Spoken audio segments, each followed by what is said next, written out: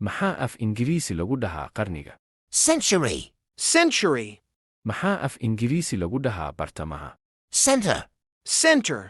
Maxaa af Ingiriisi lagu dhahaa caasimad? Capital. Capital.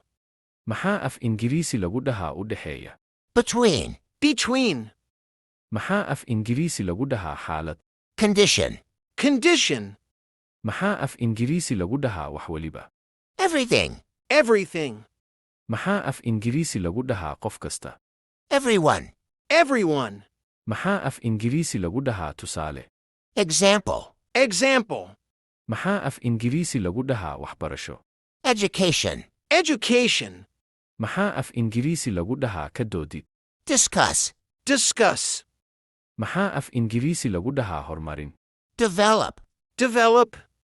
Maxaa af Ingiriisi lagu dhahaa faahfaahin? Details. Details. Maxaa af Ingiriisi lagu dhahaa beddelkeeda? Instead. Instead.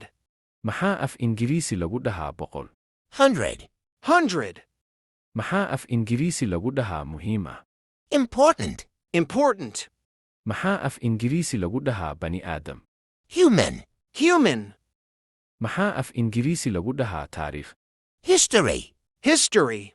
Maxaa af Ingiriisi lagu dhahaa lamaane? Partner. Partner. Maxaa af Ingiriisi lagu dhahaa dhammaystiran? Perfect. Perfect. Maxaa af Ingiriisi lagu dhahaa caan ah? Popular. Popular.